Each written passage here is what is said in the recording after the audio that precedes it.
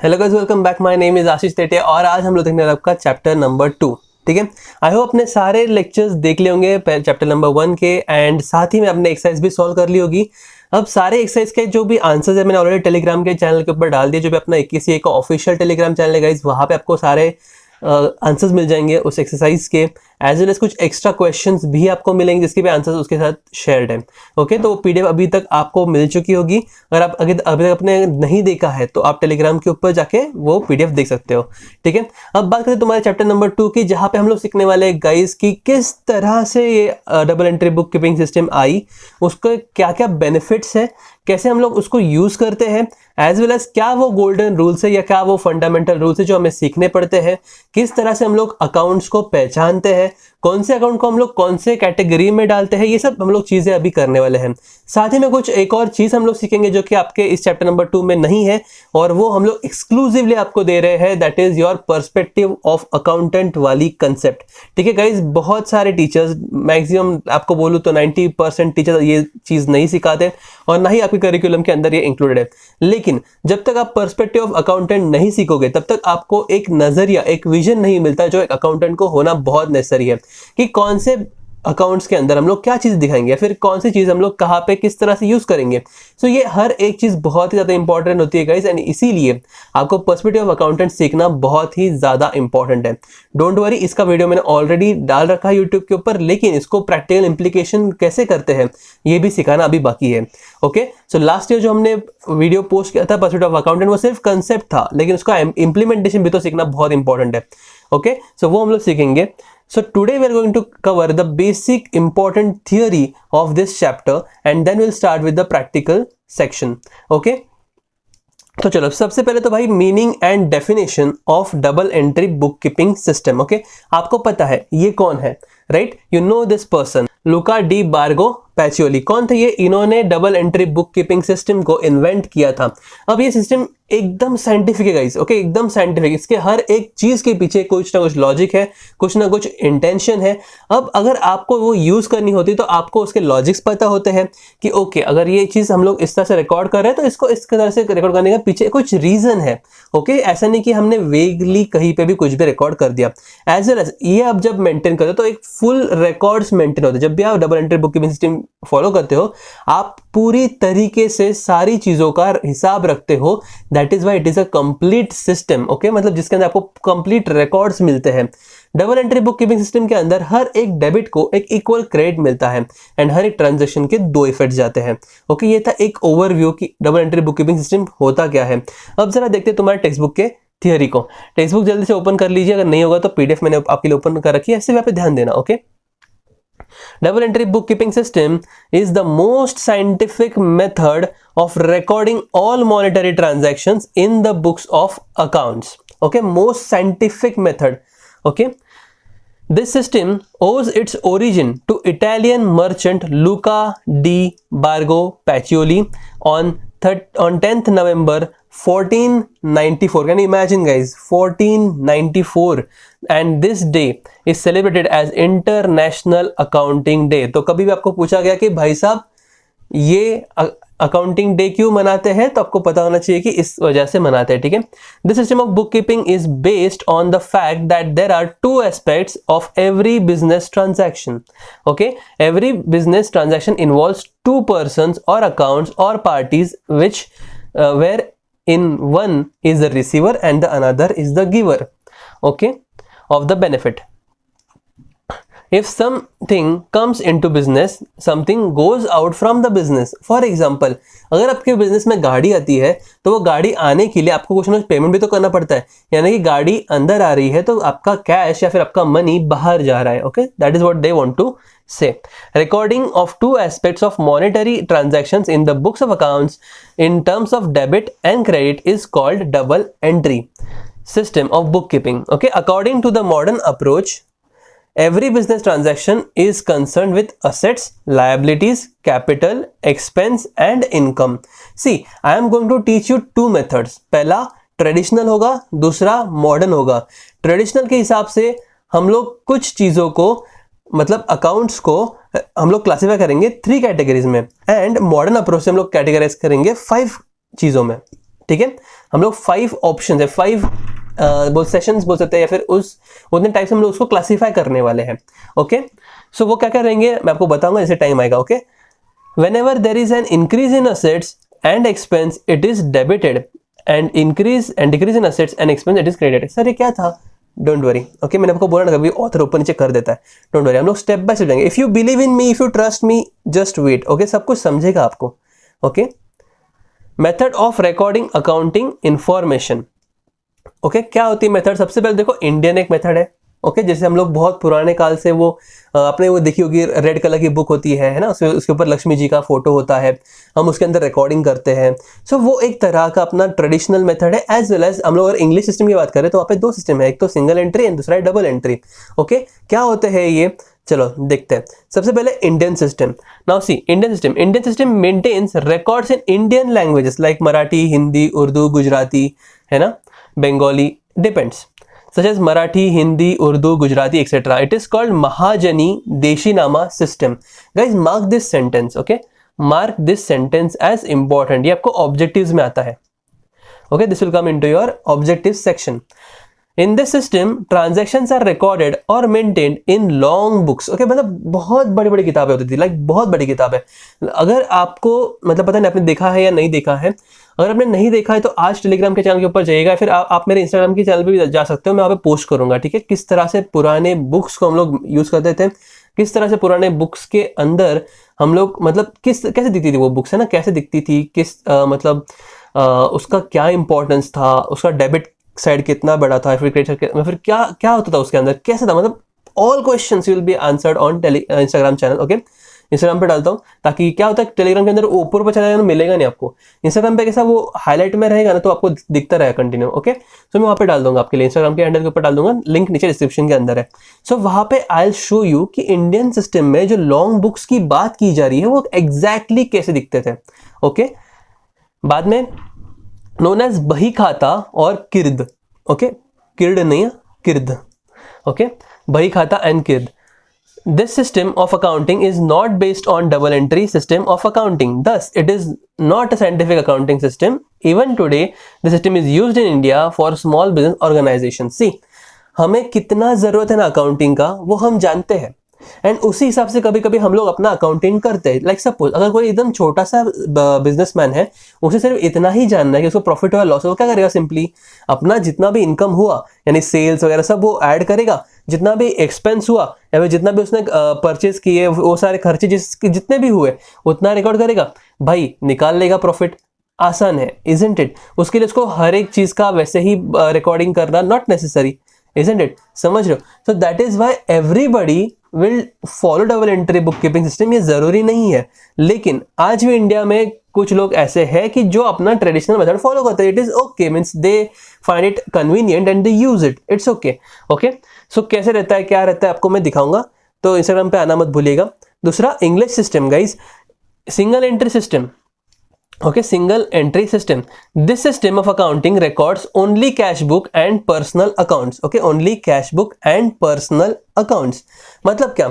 समझो personal account का मतलब क्या होता है, यानी कि जो समझो कोई डेटर्स है या क्रेडिटर्स, मैं आपको सिखाता है, राइट? चैप्टर नंबर 1 में हमने सीखा डेटर्स क्रेडिटर्स क्या होते हैं।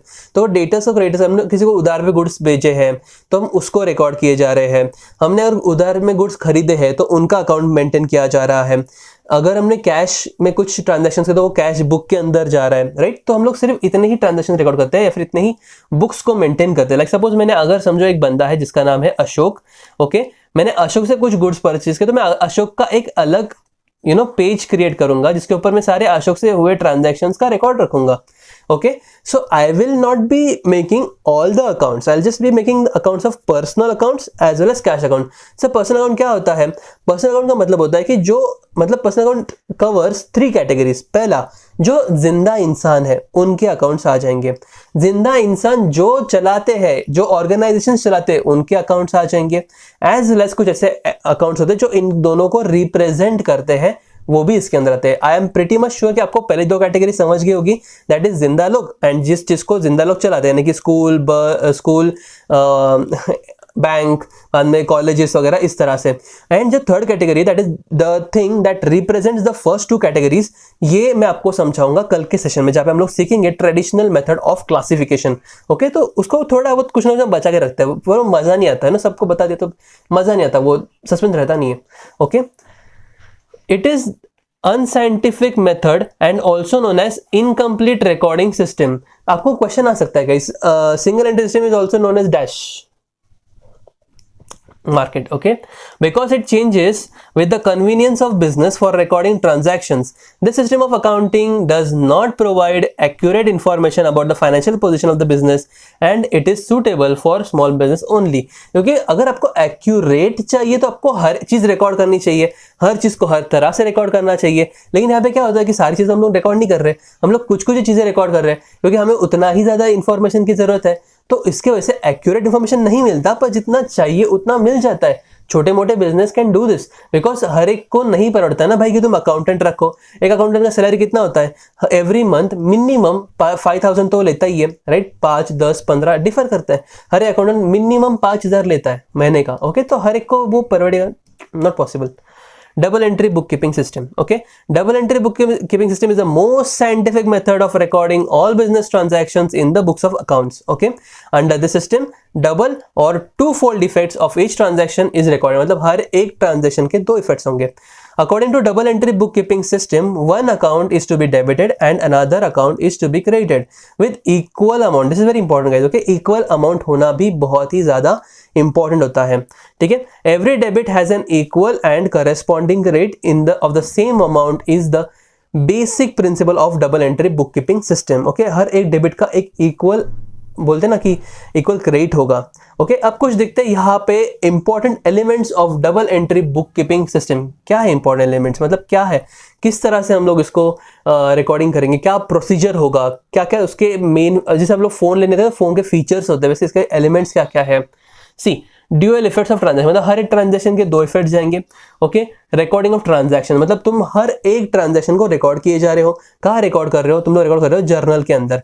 ओके, फिर जर्नल से तुम लोग क्या करते हो? पोस्टिंग करते हो। पोस्टिंग कहाँ करोगे? लेजर अकाउंट्स के अंदर। ओके, सिर्फ प्रोसेस समझ लो, आगे हम लोग 1 by 1 चीज सीखने ही वाले हैं। ओके, तो ज्यादा लोड नहीं लेना। अरे सर लेजर क्या होता है, सर पोस्टिंग क्या होता है, चिलैक्स। ओके, बाद में बैलेंसिंग ऑफ लेजर अकाउंट, तुम जो भी लेजर अकाउंट्स के अंदर पोस्टिंग करोगे ना, उसको हम लोग बैलेंसिंग करते हैं। ओके, मतलब हम लोग ऐसे ट्रायल बैलेंस बनाते हैं। इस ट्रायल बैलेंस के अंदर यहाँ पे ऐसा रहता है डेबिट बैलेंसेस, यहाँ पे रहते हैं क्रेडिट बैलेंसेस, तो ये हम लोग टोटल करके यहाँ पे बैलेंसेस मैच करने की कोशिश करते हैं। अब देखो, एक चीज तो एकदम क्लियर है कि आपका जो डेबिट है, if you are giving 100 to debit, you are giving 100 to credit, है ना? उन्होंने वही कहा ना कि every debit has a equal credit. तो आप अगर डेबिट को 100 दे तो आपको क्रेडिट को भी 100 देना है। तो आप जब दोनों को 100 दे रहे हो तो आपका ये मैच होना चाहिए ना। अगर नहीं होता तो कुछ ना कुछ गलती है, तो गलती ढूंढना पड़ता है। ओके, बाद में हम लोग ट्रायल बैलेंस का प्रिपरेशन करते हैं। ओके, फिर प्रिपरेशन ऑफ फाइनल अकाउंट्स, तो ये हमारा प्रोसेस होता है। सबसे पहले हम लोग क्या करेंगे गाइस, हम लोग बनाएंगे आपका जर्नल, जर्नल से बनाएंगे हम लोग लेजर, लेजर से बनाएंगे हम लोग trial balance. Okay, and trial balance के बाद बनता है आपका फाइनल अकाउंट, जिसके अंदर आता है ट्रेडिंग अकाउंट। ओके, जिसके अंदर आता है profit and loss account, and जिसमें आता है आपका balance sheet. Okay, yes, definition of double entry bookkeeping system. Okay, see, double entry system is as follows: every business transaction has a twofold effect, that it affects two accounts in opposite directions, and if a complete record is to be made of each such transaction, it would be necessary to debit one account and credit the another account. It is this recording of twofold effect of every transaction that has given rise to the term double entry. Because हर एक चीज का दो effect जा रहा है ना, double double effect जा रहा है, तो इसीलिए उसका नाम दिया गया डबल एंट्री। किसने बोला है? J.R. बटली बॉय, आपका फेवरेट ऑथर है ना। Principle of double entry book keeping system. Okay, principles क्या क्या है? In every business transaction there must be minimum 2 effects, that is debit and credit. Okay, minimum 2। Sir ऐसा क्यों मिनिमम? मतलब देखो, कभी भी क्या होता है कि कुछ जगह पे ना 3 अकाउंट्स हिट होते हैं, ठीक है? मतलब एक 2 या 3 अकाउंट्स हिट हो जाते हैं, ठीक है? तो दैट इज द थिंग कि आपको कभी मिनिमम 2 कहा गया है। ओके, उसके बाद 2 accounts means one is the receiver of the benefit and the another one is the giver of the benefit. Okay, मतलब एक रिसीवर होता है एंड दूसरा गिवर होता है। Okay, if one account is debited, the another must be credited, and the last one is every debit has a equal and corresponding credit, okay, of the same amount. So अभी तक तो आपको ये learn भी हो गया होगा कि every debit has a equal credit. Advantage of double entry book keeping system. Advantage क्या है भाई? सबसे पहले तो कंप्लीट रिकॉर्ड. हम लोग जितना भी ट्रांजैक्शन हो रहे हैं इसके अंदर हम सब रिकॉर्ड करते हैं, चाहे वो कैश में हो, चाहे वो अक्रूड हो, चाहे वो ड्यू हो, वॉट एवर इट में भी हम लोग सब चीज रिकॉर्ड करते हैं, इसलिए ये एक कंप्लीट रिकॉर्ड वहां पे मेंटेन करता है. Under the system all business transactions are recorded. This method is a scientific and records both the aspects of each transaction. Okay, हर एक के दो. अब दूसरी बात है एक्यूरेसी. क्यों एक्यूरेसी आती है? क्योंकि आप जब अकाउंट्स मेंटेन कर रहे हो, आप जब दो इफेक्ट दे रहे हो, तो हर एक डेबिट को आप इक्वल क्रेडिट दे रहे हो, यानी कि आप अमाउंट के हिसाब से भी देखा जाए तो आप अरिथमेटिकल एक्यूरेसी भी मेंटेन कर रहे हो. एंड अगर वो मेंटेन नहीं है तो आपका ट्रायल बैलेंस तो मैच नहीं होने वाला. एक जगह पे डेबिट है, एक जगह पे क्रेडिट, आप दोनों को मैच करने की कोशिश कर रहे हो. अगर आप इक्वल नहीं दे रहे हो तो आपका अरिथमेटिकल एक्यूरेसी भी नहीं आएगा. तो ट्रायल बैलेंस जब बनाते हैं तो हम लोग पता चलता है कि अच्छा कहीं पे कुछ गलती तो हुई नहीं है ना, अगर हुई तो हम लोग उसको ढूंढ लेते हैं. In the system both aspects are record in the books of accounts, so it gives complete accuracy in accounting work. It also checks arithmetical accuracy. Okay, बाद में business results. All expenses, losses, income, gains, liabilities, assets, debtors, creditors, all those transactions are recorded. Therefore, it helps to find out accurate business results of particular accounting period. मतलब अगर आपको चाहिए तो आप एक accounting period, यानी आपको पता है अकाउंटिंग ईयर क्या होता है, लाइक हमने सीखा था फर्स्ट चैप्टर हमने सीखा था 1 अप्रैल से लेकर 31 मार्च तक आपका क्या होता है, एक अकाउंटिंग ईयर होता है. उस ईयर के अंदर अगर आप देखना चाहो कि आप कितने एक्सपेंस हुए, या फिर कितना इनकम हुआ, या फिर कितने अपने असेट्स रहे हैं, हमने कैश बैलेंस कितना मेंटेन किया, हमने कितने ज्यादा लोगों को हमने क्रेडिट दिया, उधार पे दिया, हमने कितना उधार पे लिया, everything will be able to find. Because आप क्या कर रहे हो, आप क्लासिफिकेशन कर रहे हो, आप हर एक चीज का ना क्लासिफिकेशन करके उसको वहां पे दिखा रहे हो कि ओके ये ऐसा है, इसको इतना कैटेगरी में डाल दिया, ये उस कैटेगरी में जाएगा. तो आप क्लासिफिकेशन कर रहे हो. जब आप सॉर्ट आउट करते हो ना चीजों को, तो आपको एक एग्जैक्ट रिकॉर्ड वहां पे मिल जाता है. ओके, एंड आप उसके ऊपर से डिसीजंस भी ले सकते हो, एंड आप उसके बारे में कुछ ना कुछ आपको एनालिसिस अगर करने हो तो आप कर सकते हो. फॉर एग्जांपल कि अगर आपने समझो कोई भी एक्सपेंडिचर ज्यादा कर दिया, तो आपको पता है कि अगर आपने वो अलग से कैटेगराइज किया तो यू नो कि वहां पे मैं जाके देख सकता हूँ. अब मैं जब वहां पे जाके देखता हूँ तो मुझे ये पता चलता है कि ओके मैंने बहुत ज्यादा वहां पे खर्चा कर दिया जबकि जरूरत नहीं थी, तो next year I can reduce that expenditure, है ना. तो इस तरह से आपको बिजनेस रिजल्ट्स में भी वो फायदा होता है. Common acceptance. It is widely accepted since it follows universal accounting principles. Double entry system is accepted by financial institutions, government authorities, etc. मतलब everyone has accepted it. Okay, तो आपको फॉलो करने में भी कोई दिक्कत नहीं आती है. Then the conventional accounting system, traditional. Okay, see conventional का मतलब क्या होता है? conventional का मतलब होता है कि कुछ सालों से अगर कुछ चीज चली आ रही है तो वो कहीं ना कहीं उस रूल्स का फॉर्म बन जाती है, या फिर वो प्रैक्टिसेस का फॉर्म बन जाती है. लाइक सपोज अगर मैं आपको बोलूं कि ये आपका अकाउंट होता है जिसका ये साइड डेबिट होता है, जिसका ये साइड क्रेडिट होता है, तो आप पूछोगे सर ऐसा क्यों है, इसका क्या रीजन है? तो यही है वो चीजें जिसको हम लोग कन्वेंशनल कहते हैं. इसका मतलब है कि कुछ चीजें ना तभी उन्होंने बना दिया तो वो बनते वैसे चला आया. हाँ, अकाउंट्स के अंदर हर एक चीज का कुछ ना कुछ रीजन होता है, लेकिन कुछ चीजें प्रैक्टिसेस के वजह से होती है, कन्वेंशंस के वजह से होती है, यानी कि बहुत सालों से वैसे चली आ रही है परंपरा, तो वैसे हम लोग उसको फॉलो करते हैं. Okay, see conventional account system is based on practicability, जैसे उन्होंने प्रैक्टिकली यूज किया उस हिसाब से. Accounting convention means rules which by common agreement are used in accounting. However, there is no clear information of rules between concepts and convention. Indian system of accounting is an example of conventional accounting. The system does not follow principles of double entry system.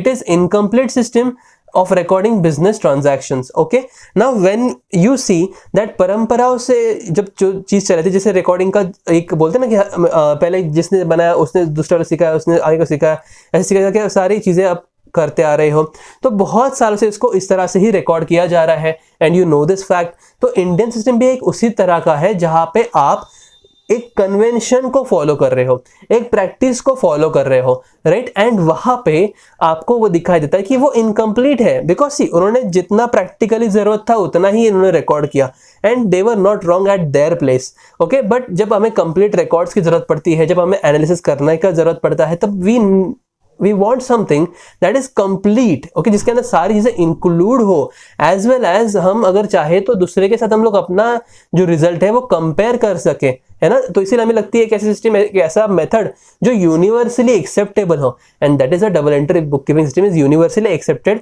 Because वो ऐसे principles को follow करते हैं जो universally accepted है, as well as वो complete book records maintain करता है। ओके, सो कभी भी इंडियन सिस्टम की बात करें तो वो थोड़ा इनकम्प्लीट रिकॉर्ड मेंटेन करता है। ओके, सो हम लोग कल सीखने वाले गाइस क्लासिफिकेशन ऑफ अकाउंट, जो कि हम लोग सबसे पहले सीखेंगे ट्रेडिशनल मेथड के हिसाब से। ओके, कल का सेशन बहुत मजेदार होगा, तो मिस मत करना।